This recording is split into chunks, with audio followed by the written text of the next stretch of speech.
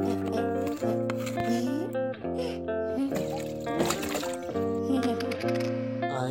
love art.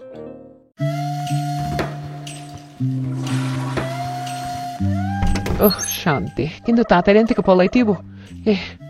ওইখান থেকে জঙ্গলই safe. Bathroom করে তো আমার পেটটা পুরাই খালি করে ফেললাম। এখন তো ক্ষুধা লাগতেছে, কি খাবো? ইবলিশ বে যদি কিছু পাঠাইতো। ওই দেখো, বলতে না বলতে ইবলিশ বে আমার জন্য খিচুড়ি পাঠাইছে। যাই তাড়াতাড়ি।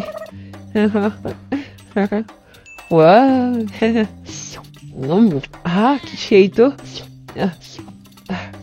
ইবলিশ ভাইয়া এই খিচুড়ি রেসিপিটা জানি না নি, পরে খাজা দিব। ইবলিশ ভাইয়া, বল হাসিনা, কেন ডাকছিস? তুমি এত তাড়াতাড়ি এসে গেছো? তুই হলে আমার খুব পছন্দের, তাহলে তোর ডাকা কি আমি দেরি করতে পারি? তুমি খুব ভালো ইবলিশ ভাইয়া। আমার খিদা পেয়েছে শুনে কত তাড়াতাড়ি তুমি খিচুড়ি পাঠিয়ে দিলা। কি খিচুড়ি পাঠাইছি? আমি তো কোনো খিচুড়ি পাঠাই নাই। তোরা কি তুমি খিচুড়ি পাঠাও নাই? তাহলে এই যেন খাইতেছি। আচ্ছা, তুই চিন্তা করিস না, আমি এগুলো একটু খেলেই বুঝতে পারবো এগুলো কোথা থেকে এসেছে। খেয়ে কি বুঝলা? আরে ধৈর্য ধর, একটু দাঁড়া, আমি এখনই দেখছি।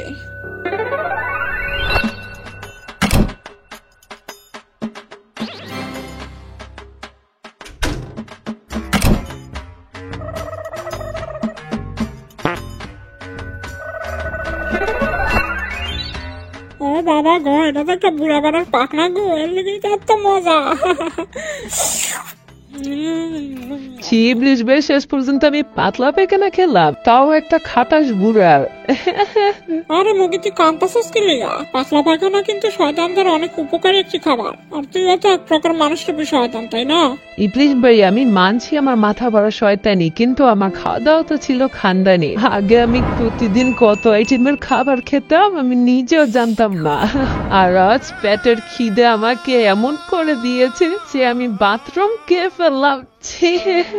বাংলাদেশের 12টা বাজাইলাম, কোটি কোটি টাকা লুটে নিলাম শুধু একটা সুন্দর ভবিষ্যতের আশায়, যেখানে থাকবে শুধুই বিলাসিতা আর অহংকার। কিন্তু আজ আমার সাথে এগুলো কি হচ্ছে? থাক থাক, কান্দিস না। আমি বিছানায় বাথরুম করে ফেলছি দেখে মোদি আমাকে গা ধাক্কা দিয়ে বের করে দিল। কত আশা নিয়ে ছেলের কাছে গেলাম, সে আমাকে তো লাত্তি মেরে বাংলাদেশে পাঠিয়ে দিল। একটা সময় ছিল বাংলাদেশের মানুষ আমাকে কতই না ভয় পেত, কিন্তু আজ আমি নিজেই তাদের ভয়ে লুকিয়ে আছি।